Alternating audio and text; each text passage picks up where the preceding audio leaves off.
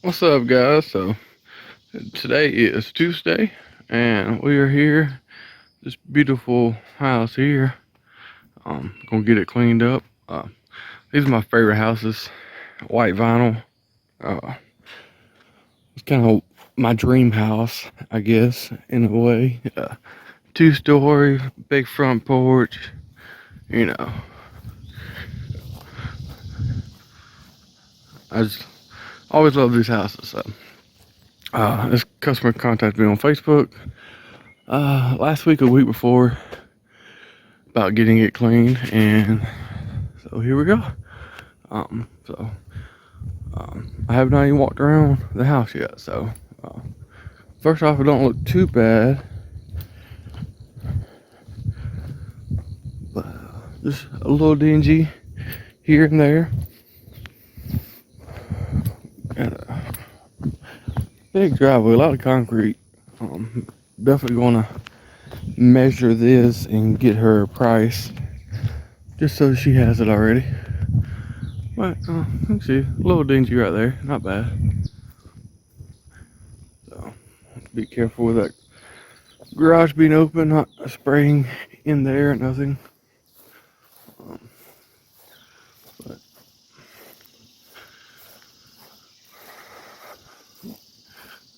and got a porch, got to do with a ceiling fan, so got to watch out for that.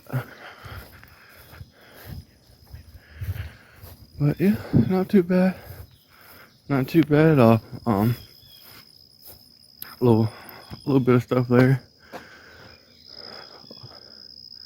Yeah, so won't be too bad. Quick little 2-hour job. So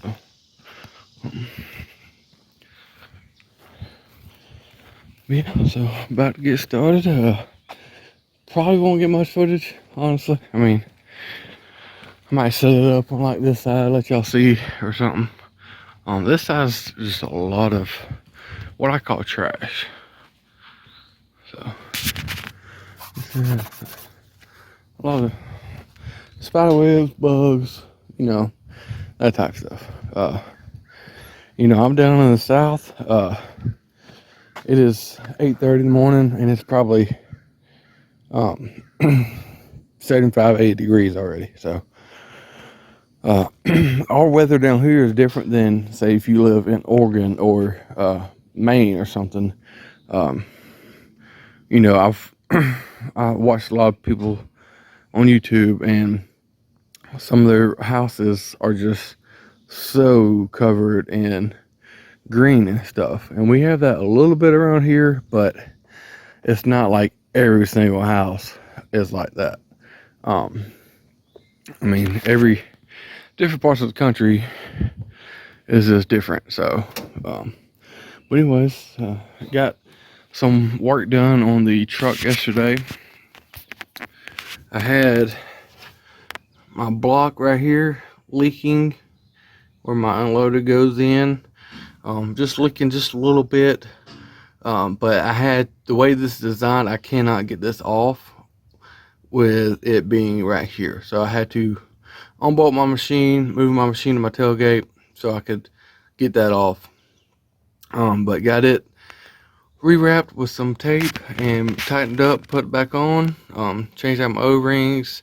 I had to take my injector off and replace the tape on it, because I just put that injector on last week, but my tape, I guess I didn't do a good job wrapping it because it was leaking.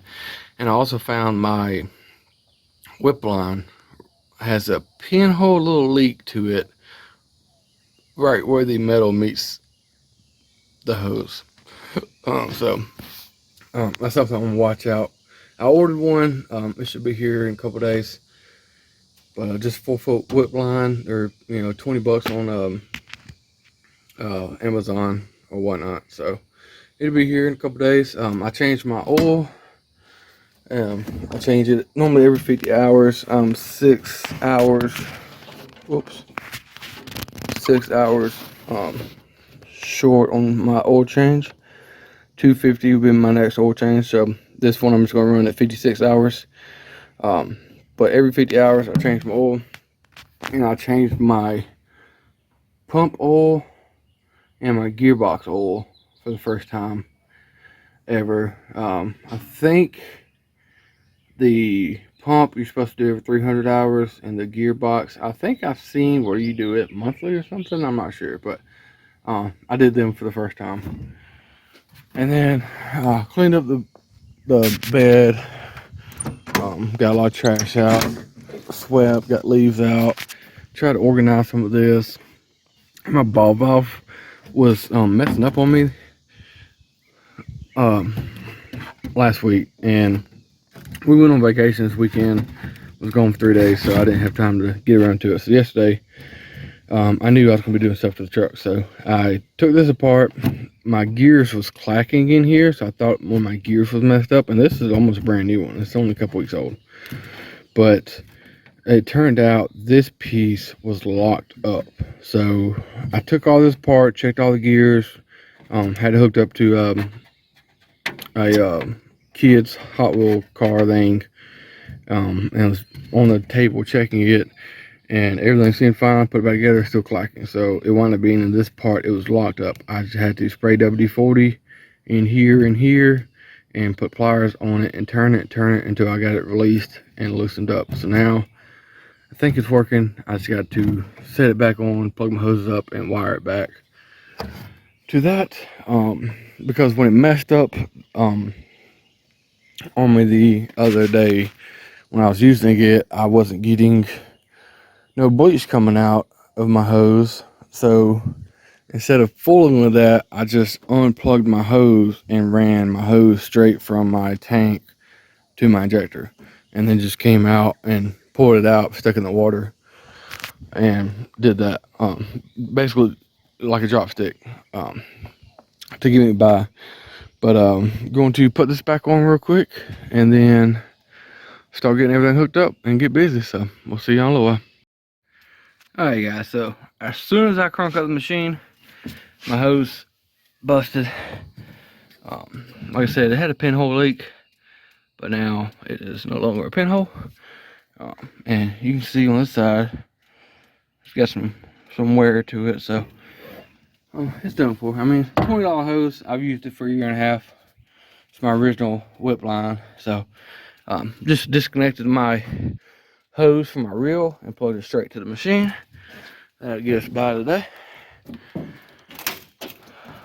So, and my key start is no longer working again.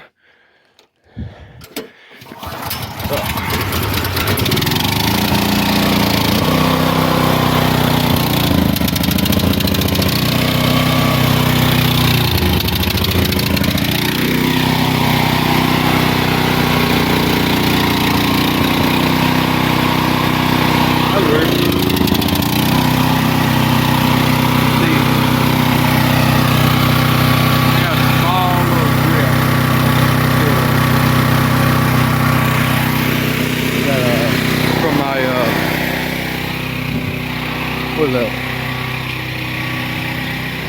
my injector, so probably just gotta retape it, tighten it up. It should be good to go. There's a couple things that I need to change on the truck, like you see right there, small little drip. This one has been leaking for a while. Small drip. This is just water, so that doesn't matter really. That's not going to affect anything, in my opinion. Anyways, so about to get started finally.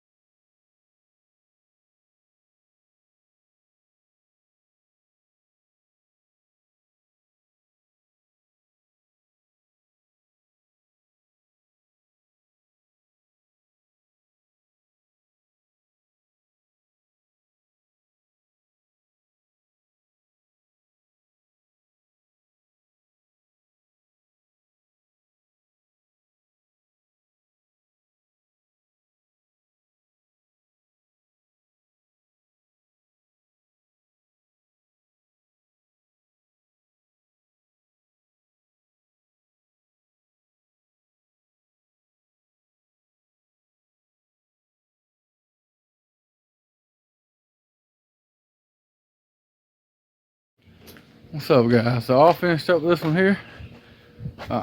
This house here. So it took me 2 hours and 50 minutes. By the time I get my pictures done and everything, it'll be 3 hours. Already got the hoses wrapped up. Just gotta get my gas can, my little step ladder. But I've probably already explained this by now because I'm gonna do voiceover whenever I do this little section. But my hose and my SH tank came up and was sucking air, so that's the problem I was having. I thought I was spraying bleach, but I wasn't for like 10-15 minutes before I figured out what happened. I was thinking it was my ball valve, I was thinking it was my downstream ejector. Come find out it was just my hose. So I had a PVC pipe on my hose, so that prevented that from happening.